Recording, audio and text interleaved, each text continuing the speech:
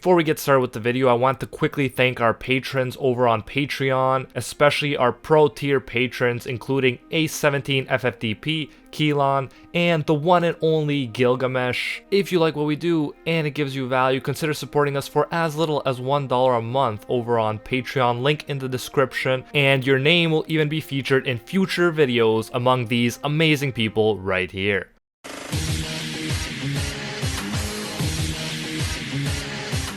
What up guys, Goes in here for Anime Uproar, and today we are going to be ranking the 7 sins from weakest to strongest using the most current information we have available in the manga right now. Make sure to like and subscribe for more 7 Deadly Sins videos and suggest future videos you would like to see in the comments. Just a quick warning, there will be manga spoilers in this video, you've been warned. I also want to say that each of the sins is useful in his or her own way, and that some weaker sins might be more useful in certain situations than some stronger ones. For instance, Gowther was useful in that he could enter into Miles' mind and help save him while no one else could, even though he wasn't the strongest sin present. My point is, all the sins are valuable and have their moments, but this list will specifically be focused on power. Now, let's jump into it. In last place, we got a man who recently lost his OP power. It hurts me to say this, but I am of course referring to Escanor. Never fear, I will share my thoughts on Escanor in the 1 mode and where he would rank later on in this video, but right now in the manga, Escanor gave his sunshine ability to Mael, and so he is easily the weakest of the 7 deadly sins. Without his power, Escanor has likely reverted to his midnight strength level, which is just 15. Even Hawk's base level is double Escanor's at 30. That doesn't only make Escanor the weakest of the 7 deadly sins, it also makes him the weakest holy knight. In fact, back in chapter 106, we are told that according to the country's standards, to be a holy knight in Leonis, you need to have a combat class of over 300. So Escanor in his current form wouldn't even get close to making the cut. The good news for OP Escanor fans is that Mael didn't want to take the grace at first and only agreed after Escanor suggested that he borrow it instead of taking it. Thus it is implied that Mael will give the power back to Escanor at some point in the future. But for now, we gotta leave Escanor in dead last. For the fun of it though, like I said, later on I will talk about Escanor in the 1 mode specifically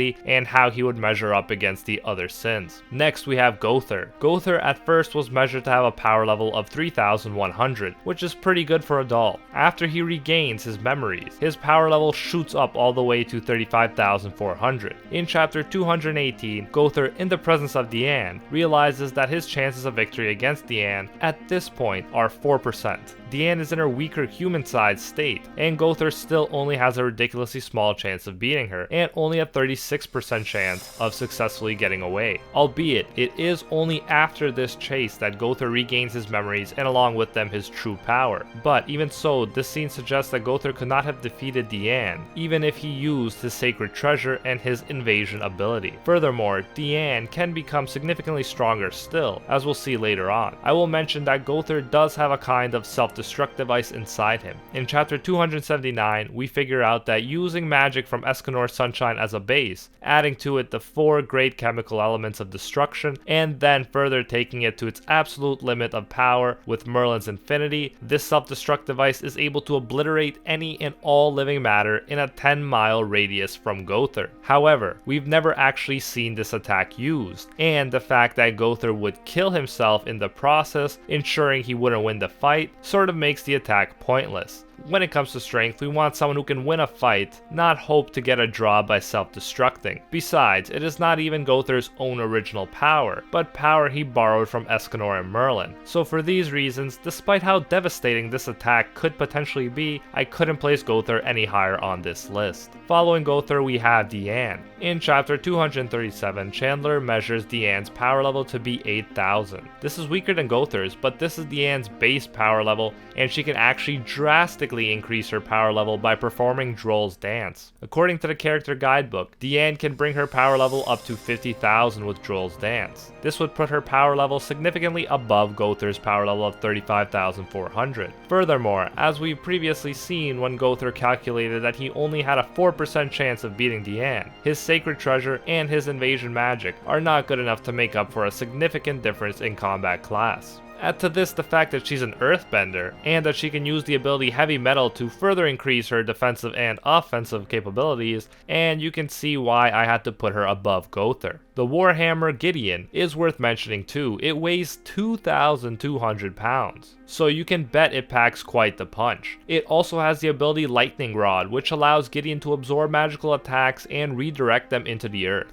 Diane uses this ability in chapter 280 to save her and her friends from one of Miles' powerful attacks. For all of these reasons, Diane deserved to be this high on the list. After the giant Diane, we have the sexy Merlin. The only recorded power level we have for her is 4,710, but Merlin has shown that you cannot judge her based on that combat class. She has the power of infinity, which is so valuable that the Demon King and Supreme Deity both wanted to recruit her to their sides. Merlin can stop her own time using infinity, which stops her from aging. She says in chapter 191 that no matter how powerful a magic, all you need to do is to invoke it once. Then you can keep a flame burning, keep ice frozen, and keep time still. So with infinity, Merlin can keep a spell going indefinitely until she decides to cancel it. In addition to this OP original magic power, she got gifts from the Demon King and the Supreme Deity. The Demon King gave her detailed information on all the secret arts and mysteries of the underworld, and divine protection that could defend against the brainwashing of the goddesses, while the Supreme Deity gave her divine protection able to nullify any and all manner of dark curses and commandments. Despite the fact that she was only a child, she was smart and powerful enough to trick the two gods into giving her gifts and get away safely without joining either of them. Our current Merlin has 3,000 more years of wisdom and experience than that gifted child who tricked the gods. Because she doesn't age, she can continue to get wiser, acquire new spells, and get more powerful as time goes on. If this wasn't enough reason to put Merlin over Diane, then the fact that she was able to get the better of Cusack, who had a power level of at least 168,000, and Chandler, who had a power level of at least 173,000, makes it clear that she is stronger than Diane. Merlin pushed the two enough so that they decided to fuse back into their original form, the form of the Sinner, aka the original demon. At this point though, Merlin knows that she doesn't have a chance anymore. Upon seeing the original demon, she says that they've completely lost all chance of victory. Luckily, a stronger Sin comes to the rescue. Next up, we have King, who unlocked his new form with its fully grown wings and stylish hair. With 4 commandments absorbed, Miles' power level is set to be over 200,000. He is absolutely wrecking Diane, Gowther, King, and everyone present in this form. Even a combined attack from Diane, Gowther, and King doesn't work against him. Things look extremely bad for the team, until King unlocks his new form with its full-grown wings. At this point, as Gloxinia predicted he would, King has become the strongest fairy king in all of history. Even when his wings just started sprouting, King was able to draw out almost the same power as Gloxinia from his spirit spear. With his full-grown wings, King is on a whole nother level. In this form, King can easily read thoughts, which can definitely come in handy in fights. Also in this form, not only is King able to shield Diane and Elizabeth from Mile, he is able to attack Mile at the same time. King effortlessly overpowers Mile in this form. He is so confident in his abilities to defeat him again and again, if he needs to, that he is even willing to spare Miles' life. After King overpowers him, Mile reaches his limit. Once his physical and magical energy are completely spent, he begins to get devoured by the 10 Commandments. Luckily, Gowther enters Miles' mind and saves him before that happens. Thus, at this point, it is clear that King's power level is well over 200,000 because he stopped Mile, who was already above 200,000, without breaking a sweat. I don't want anyone saying that King only won because Mile was being weakened by the 10 Commandments. It is only after his physical and magical energy are spent, which happens after King clearly overpowers him, that the Commandments really begin to devour Mile. Before this point, he was absolutely crushing everyone, so King deserves credit for being able to easily defeat an opponent with a power level over 200,000. And now we come to the point where the original demon appears and Merlin says that her team lost all chance of winning. As the original demon is completely overpowering Escanor and Merlin, the Spirit Spear Chastiful comes rushing into the scene and stops the original demon in his tracks. The original demon even recognizes King's power as a tremendous energy that's approaching from afar. This is quite the compliment, since remember that he told Escanor in the same chapter that he's disappointed that after his midday peak, Escanor has little to offer in terms of a challenge. Keep in mind, this is King using the Spirit Spear from a distance, so it's not even at full power. It even appeared like King's long distance attack, Sunflower, might have done some serious damage to the original demon,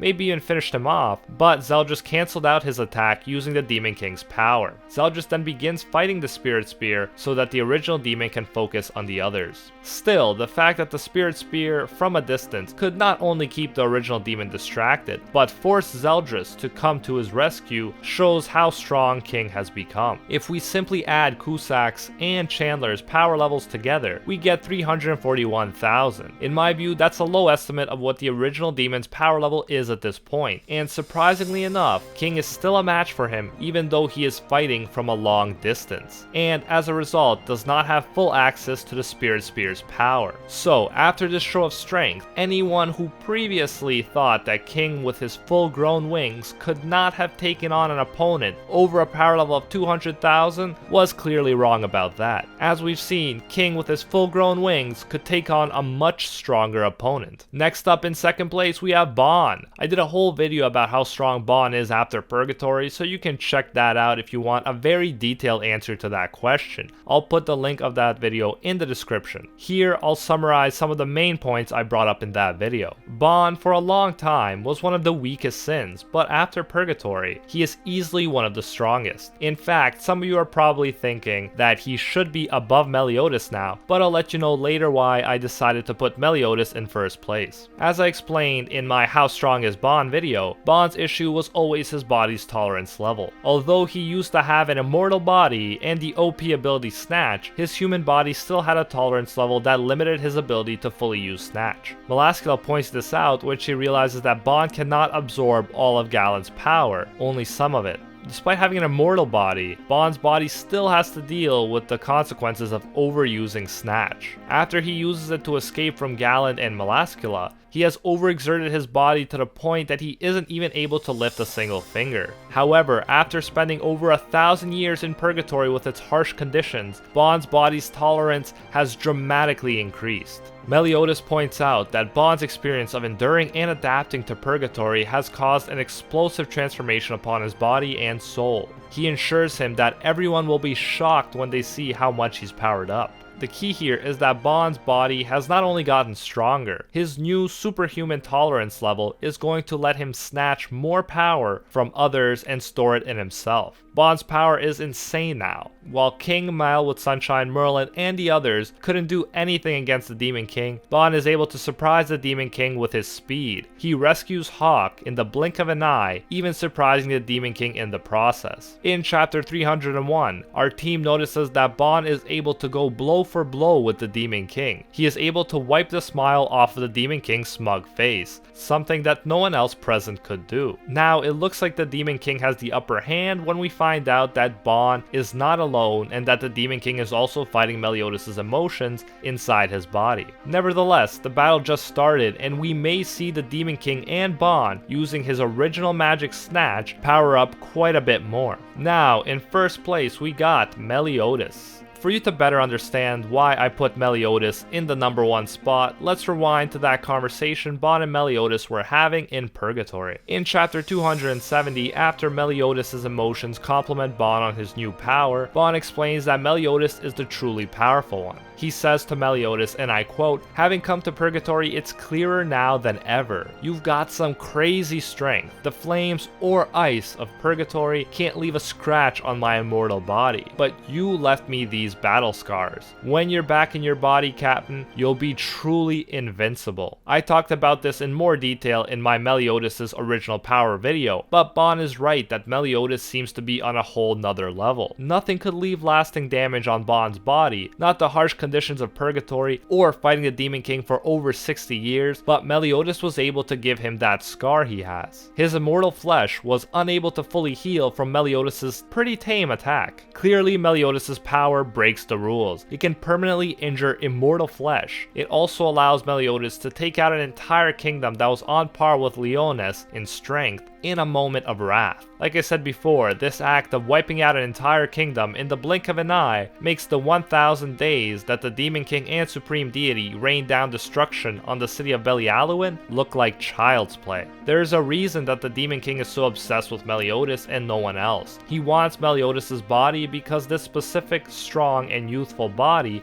has the potential to surpass his own. The Demon King has said that it has to be Meliodas because he is the destroyer or the source of destruction. I believe all this points to the unbelievable strength of Meliodas' original power. We see this power in action when Meliodas' emotions completely take out the Demon King's right arm. Even scratching the first layer of the Demon King's skin is a challenge for Wild, but Meliodas is able to go through his armor, skin, and bone with no problem. Meliodas suggests that now that this power is awakened, even after returning, he won't be able to stay in the human world anymore. As we know, Mildwood Sunshine and the new and improved Bond are extremely strong characters, but they have no issue staying in the human world, which suggests that Meliodas' power really is on a whole nother level. After using this power on the Demon King, Meliodas laughs and says it's the first time he's seen the Demon King's panicked face. The Demon King completely loses his composure, screaming after him. He is so panicked because he knows that now that Meliodas is willing to use his original power, he could potentially beat him. Thus, even if Meliodas doesn't end up absorbing the power of the 10 Commandments himself after him and Bond inevitably defeat the Demon King, which he might, he still has this original power that the Demon King desperately fears and wants for himself. A power that is capable of greater destruction than even the Demon King. As we saw, Meliodas was able to take out the Demon King's whole arm like it was nothing, and we have yet to see anything close from Bond. For these reasons, I think Bond is right when he said that Meliodas is insanely powerful and that no one else will be able to defeat him, even Bond himself. Now let's briefly mention how Escanor's The One form would fit into our list. So I'm not going to focus on the many drawbacks, like that it only lasts for 1 minute, that it can be stopped by blocking out the sun with a spell, and that it has a huge toll on the physical body of Escanor. We're just going to be looking at how the power that Escanor reaches during that 1 minute will stack up when compared to the power of the people on this list. I think that there's a specific scene that can help us out with this. Let's think back to when Escanor was using the One against Zeldris. Yes, Escanor was able to stop the OP attack Ominous Nebula with a karate chop, but interestingly enough, Zeldris was able to keep his karate chop back with his sword. Mael with Sunshine dealt with the same attack way easier. When he simply got close enough, he deactivated Zeldris' attack and melted his sword, something that the One was unable to do. So this would suggest that Mael with Sunshine, even without being in the One mode, is stronger than Escanor in the One mode. Yet Mael with Sunshine was also no match for the Demon King, while Bond and Meliodas, as we've seen, can put up a much better fight. So Escanor, even in the One mode, would have to be placed lower than both Bond after Purgatory and Meliodas with his original power. You guys can let me know how you think the One might fare against King with full-grown wings in the comments below. And that is it for today's video. Thank you so much for watching. Remember to smash that like button if you enjoyed the video. If you haven't, subscribe and ring that notification bell for more 7 Deadly Sins videos. Follow us on Instagram for 7 Deadly Sins memes and to participate in future video polls we'll have there. Thank you to our patrons for their support, especially to our Pro Hero patrons, A17 FFDP, Keelon, and the one and only Gilgamesh. If you like this kind of content and want to support more of it, you can do so by going over to our Patreon, link in the description, and pledging as little as $1 a month. Don't forget to check out animeuproar.com for anime merch, including the Escanor Praise the Sun t-shirt and Meliodas Feel the Wrath t-shirt. Fans of the channel can get a whole 25% off if you use the discount code UPROAR25 at checkout. Thank you for all of your support, and until next time, see ya, Space Cowboy.